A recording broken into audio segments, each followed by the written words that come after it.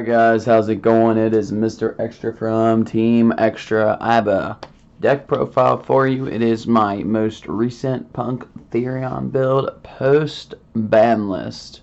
So we are going to go ahead and jump right into this, guys. So this has been doing okay.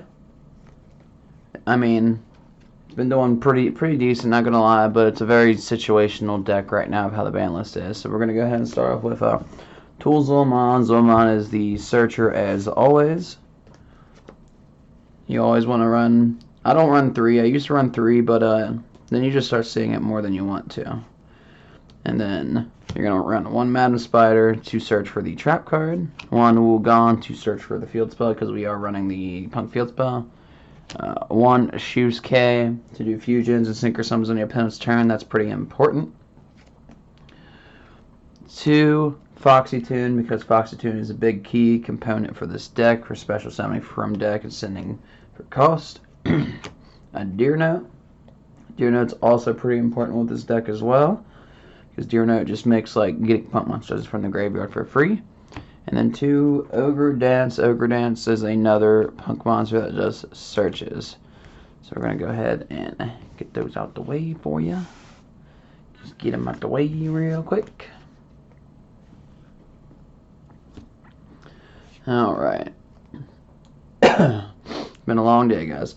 For pump spells and traps, you're only going to run 1 surprise. You get surprise can pop set card, and then if you get a pump monster on the field, you can pop a face-up card, 1 field spell to do a bunch of power drawing, and to pretty much extend your combo.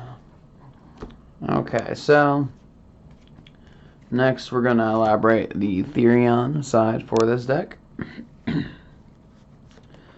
You're running 2 King because King is an Omni Negate. You're running 2 Lily Bora because Lily Bora is our searcher for our field spell and other such things. 1 Empress. I've been testing out Empress because Empress is like pretty much a 1-card combo into doing the zombie vampire play to mill 4, potentially hit a pump monster, grab a Zul'Aman for example, put it on the field, and then just keep playing through. Bull to pop stuff on the field, and Yule to protect destruction of your Therion monsters as long as something is equipped to him. So we'll get those out the way. For the spells and traps, for Therion, 2 Colosseum, and 2 Argo System. Now, I believe I'm running a 1 Therion charge 2. Yes, the 1 Therion charge.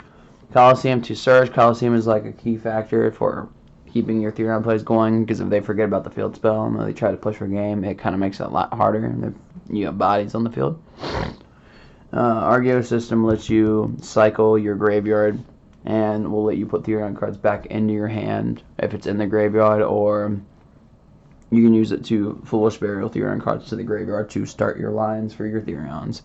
Therion charge is to just, if you want to draw 2 cards, guess what? You're going to try to draw 2 cards, sending a Therion from your hand to the grave, or one that's equipped on the field to the grave. Alright, so let's get to the other stuff. 1 Scythe, 2 Sanctum, because Scythe blocking is still really strong this format. It's extremely good, and as long as you can put up a negate to prevent them from hitting Ash on the Sanctum, then you're good to go. Let's see. So we're going to go into the hand traps. We run 2 Prismatic Ash Blossoms. They have to be the prismatic ones if you want to win more anyways. They got to be these nice fancy boys right here. 1 Nib, because Nib is a nice little space rock that still scares people till today. Not so much Sprite, but since Tier is becoming a menace to society, just nib a Tier board at the very end when they go to climb into their Curious and then do the Griffin dump. Just nib them there, basically. And we run 2 Gamma, 1 Driver, because when I run 3 Gamma, then I see it too much. And I mean, seeing too much doesn't sound like a bad thing, but you usually will see it at a wrong time. We want round 1 Effect Veiler, just to be fancy. And we run Selene in the extra deck. And then a single call bond. Now, I don't run Imperm in this build because sometimes saying Imperm is not a good thing. I mean, it's like free real estate for the most part.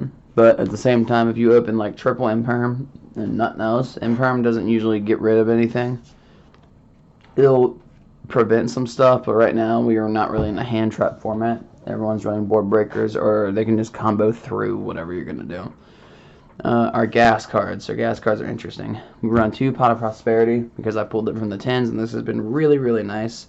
But for your build, you're going to only want to do 3. I would do 6 too if you already have a good amount of. If you think you can kill your opponent in the following turn, then doing a 6 is fun. But most of the time, you're going to do 3. We run 2 Forbidden Droplets. We also run 3 E-Tally because, I mean, it's still punk. And then 2 trade-ins because the trade-ins are a good way to draw 2 cards. Dump a Therion in the graveyard to kind of open your lines to kind of get you going, too. Plus, ironically or not, I have had opponents try to ash my trade-in because they don't want me to draw more after I've drawn a bunch. We run 2 floodgates. Or 1. There can only be 1. But your deck particularly can play around this floodgate, which is why it's so good. Right now, there can only be 1. It's not very strong. I mean, depends on what your deck is. If you're playing like against a deck that's like, we'll say Math Mech. It's good against Math Mech because then they can't do nothing, but they're all Cyber Stack. But Tyrant depends on which variant of it is. Sprite depends on what kind of variant it is, but if you could, you can potentially make them have to get rid of this or shut down their play, and it does work. So we're going to go ahead and go into the extra deck. The extra deck is pretty interesting. We run 1 Melee of the Trees to use 2 punk monsters, and then we'll just dump the board to the grave. It's pretty nice. 1 Dark Charmer to do Dark Charmer plays.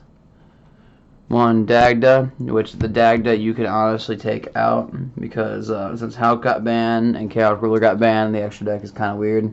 But Dagda is kind of just a filler right now, so that could literally be anything else. We'll just say that could be like that could be, I don't know, second IP Masquerena.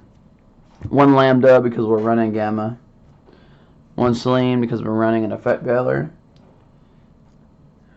We are running a Nightmare Unicorn, and with the Selene, the easiest way to get the Selene access code is you just make the Dark Charmer, steal one of their bodies, make Selene effect, pull back your Effect Veiler that's in your graveyard, more than likely, hopefully, and then go into access code Talker to clear boards. 1 IP Masquerena to set up to clear boards. 1 Underworld Goddess because she's fantastic, and an IP Masquerena and an Underworld Goddess just to jump over their monster at the same time. It's pretty nice. 1 Rising Carp to do the carp plays, essentially where you will use Shusuke, you'll fuse off, go in the carp, and then use carp's effect, and then dump Deer Note and Wugan onto the field. Now, this Dagda, that can be a second Amazing Dragon. Here's my first Amazing Dragon. Amazing Dragon's pretty good play too. Zombie Vampire is pretty nice. Zombie Vampire to do some mill still, but if you're playing against Tier, do not do it. It is not worth it. Then we have Jam Dragon. And outside of the Jam Dragon, we have the Boss Monster. The Boss Monster is End Punisher. Because this deck right now, how it's made, it is made to turbo out End Punisher and then set up the play for the Amazing Dragon to bounce 4 while also sitting on a negate. And now, I am missing one of the extra deck right now, but this one right here is supposed to be Baron. I had to borrow my buddy's Baron recently, but it is Baron. Baron is like your other key factor. You can cut the Dagda for an Amazing Dragon as well. So you could technically run 2 Amazing Dragons. Now, the side deck is a floating side deck, and I say floating because, like, it needs adjustments, but if you're going to, like, side for the meta, right, then I would say, here's some choices. Therion has a weird interaction with Skill Drain that really is useful. So Skill Drain, Rivalry kind of hurts you unless you're doing purely punk plays. Soul Drain's good too. Different Dimension Ground's pretty good as well.